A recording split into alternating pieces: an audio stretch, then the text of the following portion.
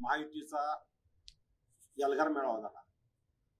खरं तर कालच्या मेळाव्यामध्ये सर्वच वक्त्यांनी सातारा जिल्ह्याचा खासदार किंवा लोकसभेचे उमेदवार हे माननीय पंतप्रधान नरेंद्रजी मोदी साहेब यांचे विचार असतील अशा प्रकारचं सर्वच वक्त्यांनी वक्तव्य केलं। खरं तर मोदींच्या बरोबर राज्यामध्ये अतिशय चांगल्या प्रकारचं काम माननीय एकनाथजी शिंदे साहेब करत आहेत।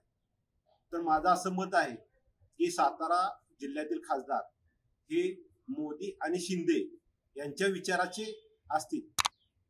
सर्वात महत्वाचं, आजपर्यंत अनेक लोकांनी सत्तेचा उपभोग घेतला आहे, परंतु आता अशी संधी आहे की सर्वसामान्य व्यक्तीला, सर्वसामान्य कार्यकर्त्याला संधीचा उपभोग घेता येईल किंवा सर्वसामान्य व्यक्तीला लोकसभेचा प्रतिनिधी किंवा लोकसभेचा सदस्य बनता येईल। अशा वेळेला सरकारनं, मोदी साहेबांनी आणि माननीय एकनाथजी शिंदे साहेब यांनी सर्वसामान्याला उमेदवारी दिली पाहिजे, अशा प्रकारचं एक माझं मत आहे। त्यानंतर आजपर्यंत ज्यांनी अनेक वेळा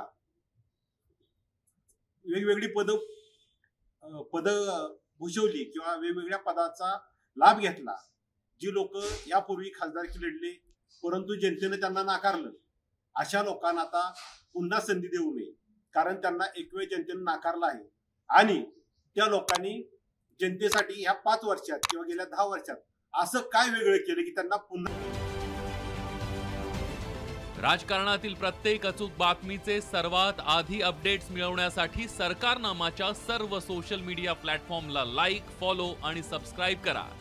तसंच सर्व नोटिफिकेशनसाठी बेल आयकॉन प्रेस करायला विसरू नका।